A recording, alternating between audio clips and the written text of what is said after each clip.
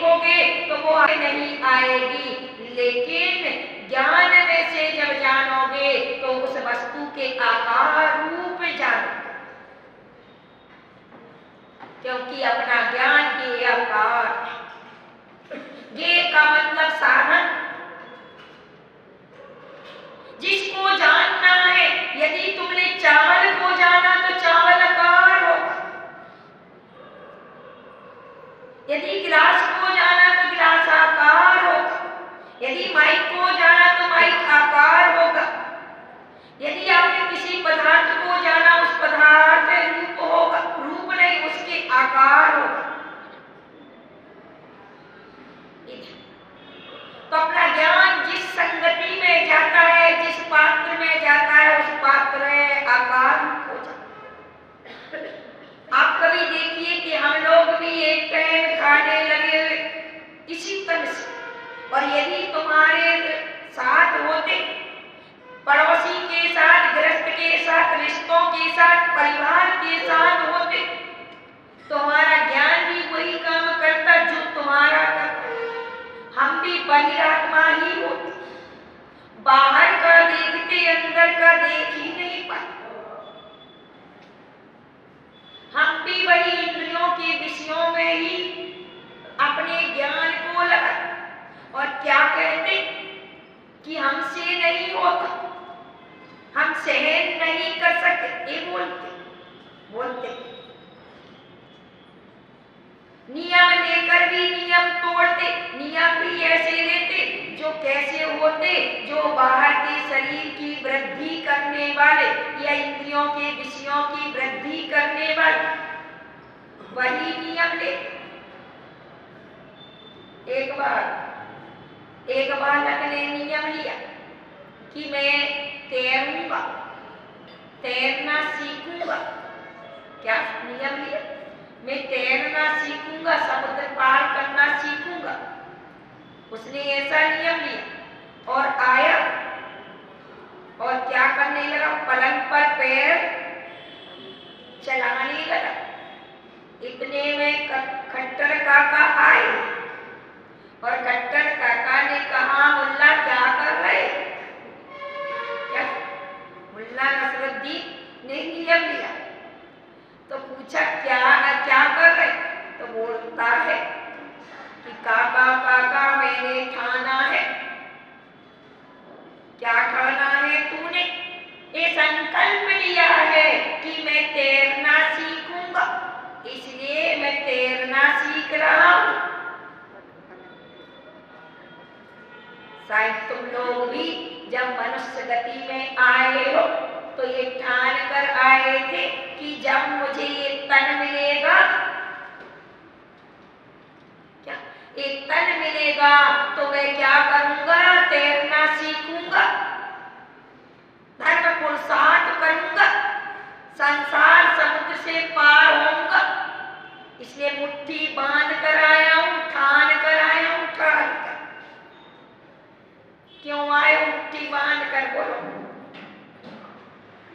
राकेश जी, बोलो प्रकाश जी, राजा बाबू जी, क्यों आए हो? बोलो नैनीचल जी, राजन को छोड़ दी, लेकिन क्यों? बोलो रानी बन गया, कब रानी बन गई? बोलो बोलो माला जी, बोलो की माला लेने आए हो कि क्या करना? बोलो सारे सारे क्या करना? गुणों की माला लेने आए। अरे मुट्ठी बांध का मतलब तैरने के लिए संकल्प लेकर, इस तन से मैं तैरूंगा, ये रत्न है, रत्न, इससे मैं तैरूंगा, इससे ही मैं रत्नाकर प्राप्त करूंगा, ये संकल्प है। क्या किया?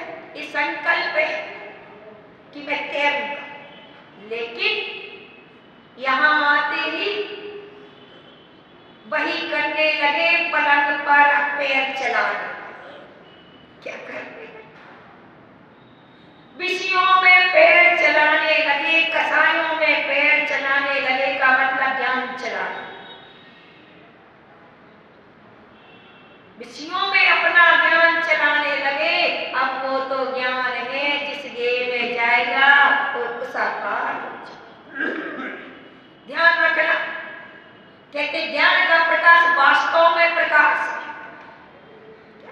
ज्ञान का प्रकाश वास्तव में प्रकाश है।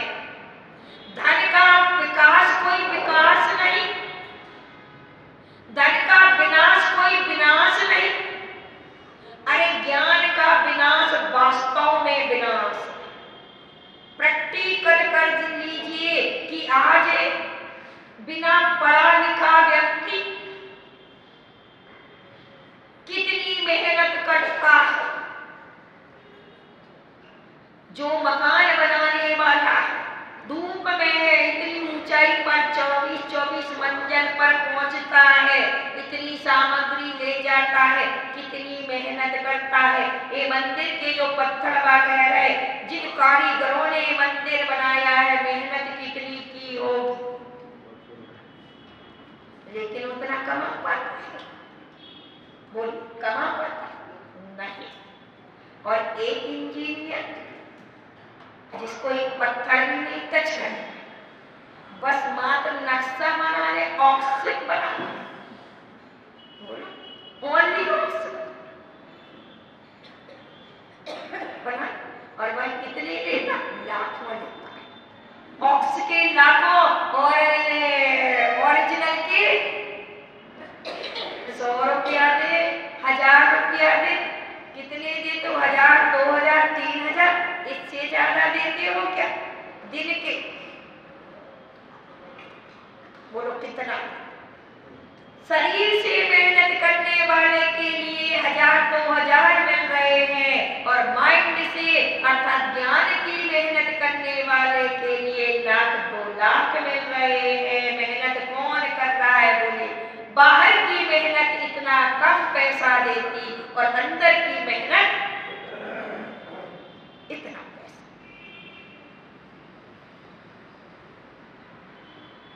तो आज ज्ञान की कीमत वर्तमान में देख रहे हैं, फिर तो भविष्य में अंतर ज्ञान की कीमत कितनी होगी। इसलिए ज्ञान का प्रकाश समय सार में सबसे पहले ज्ञान को ही मैंने कहा, ज्ञाता स्वरूप कहा है, इसलिए ज्ञानावरणी ज्ञान को पहले रखा, फिर दर्शनावरणी रखा। कर्मों में पहले ज्ञान रखा, तो वो ज्ञान के लिए सबसे महत्वपूर्ण मध्य दीपक है। मध्य दीपक का मतलब बाहर भी प्रकाश करता है और अंदर भी करता है, पुद्गल को भी दिखाता है। मैंने आज आपके लिए मंगलाचरण में कहा, जीवम जीवम दवम, जीव और अजीव इन दो द्रव्य की ही चर्चा करूंगी, तीसरे की जरूरत नहीं। तीसरे से फिर आश्रा, बंध, संबंध, निर्जरा, मोक्ष, ये सब अजीब से बने, बनाने की जरूरत नहीं, बन गए। जैसे दो के मिलन से तीसरा उत्पन्न होता है। ये जंगल जो आया है, वो जंगल मात्र किससे आया है? दो के मिलन से। ऐसे ही हमारी आत्मा अर्थात जीव द्रव्य और अजीव द्रव्य मिलने से, पुद्गल द्रव्य मिलने से, अनादि संबंधे च, अनादि काल से संबंध हो गया दो द्रव्यों का। क्या हो गया?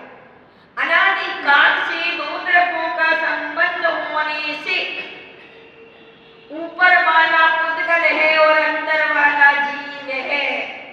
जैसे मैं रोज कहती हूँ कि आप भोजन में सब कुछ दिखता है, हल्दी दिखती है, जीरा दिखता है, धनिया दिखती है, मिर्च दिखती है, सब कुछ दिखता है, लेकिन नहीं दिखता है तो नमक नहीं। लेकिन स्वादिष्ट कौन बनाता है? नमक बनाता। ऐसे ही इस शरीर में नाक, कान, आंख आदि सब कुछ दिखता है, लेकिन नहीं दिखता है तो ज्ञान दर्शन नहीं दिखता है। ज्ञान दर्शन नहीं दिखता है। वो ज्ञान दर्शन ही इस जीव को दिखा रहा है, चला रहा है, सुना रहा है, बुलवा रहा है, खिला रहा है, पिला रहा है। यदि जीव ना हो तो मुर्दा में कुछ होए क्या? ये कहाँ से आया चलना देखना फिरना, ये कहाँ से आया? एक आत्मा में, आत्मा कहो चाहे ज्ञान दर्शन कहो एक ही बात है, चाहे गुणों की माला कहो या गुणमाल कहो, बस एक, बस अंतर इतना है हमारी दृष्टि कैसे, हमारी दृष्टि अंदर की बाहर, बस हमारी दृष्टि जो दिखता है उस पर होती है। इसीलिए तो तुम बाहर से चेहरा चमकाते, बाहर के चेहरे तो हर कोई चमका लेगा और तुम भी चमकाते हो क्या सोचकर? अरे बाहर के चेहरा चमकाओगे तो इस पर किसकी, जनता की नजर जाएगी, और यदि अंदर का चित्त चमका लोगे तो किसकी, जगदीश की नजर जाएगी। किसकी जाएगी? तो बाहर के चेहरा से आपका क्या होता है? जनता प्रसन्न हो जाए, इससे क्या होने वाला है? मेरा निबोध चला जाए। और यदि एक बार चित्त चमक गया, चेतना चमक गई तो जगदीश प्रसन्न हो जाएगा, फिर ये चंदा प्रभु जैसा कैसा मोसण लग जाए। बस जरूरत है अपने चित्त को चमकाने, चेतना को चमकाने की। तो हम चेतना तो छोड़ देंगे और चित्त इस पर चेहरे पर पहुंच। तो चर्चा अपनी चल रही कि जैसे वह मुल्ला नसरुद्दीन आया था पुरुषार्थ के लिए, मुट्ठी बांध कर मोक्ष पुरुषार्थ करने के लिए, हम भी आए हैं नरक निबोध से निकलकर मोक्ष पुरुषार्थ के लिए आए थे। मुट्ठी बांध कर आने का मतलब ध्यान रखो, अरमान दिल के हाउसफुल है क्या? अरमान दिल के हाउसफुल पूरे होंगे या नहीं होंगे, डाउटफुल हो गया। पूरे होंगे या नहीं होंगे, डाउटफुल हो गया। गाड़ी बंगला फर्नीचर सब वंडरफुल हो गया। गाड़ी बंगला क्या बंगला आदि वंडरफुल हो गया, लेकिन खाली हाथ जाएगा, सब कुछ यहाँ रह जाएगा। ये आपका क्या हो गया?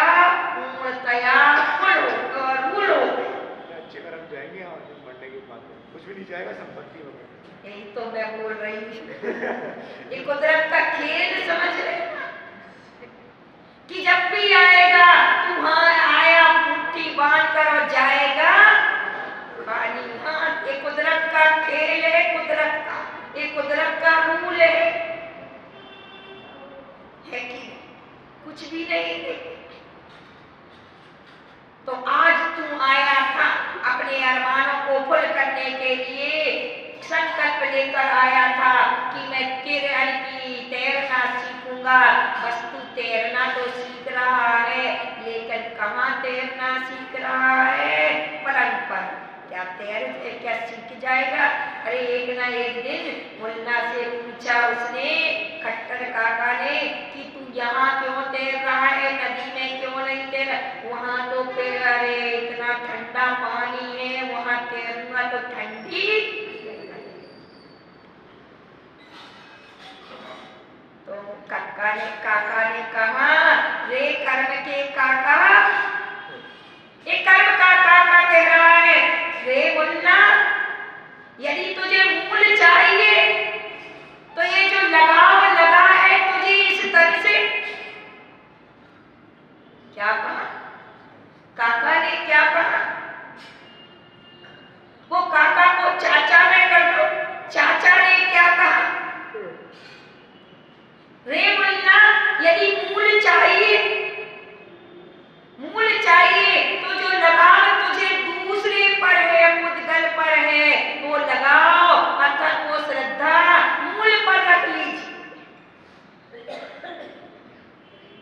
क्या कर दिए? मूल पर रख दीजिए। चाचा चर्या की चर्चा कर ले, चर्चा की चर्चा में मत लगे। जब काका ने कहा तो मुन्ना ने सोचा ये बात तो सही है, यदि तैरना सीखना है तो मुझे नदी में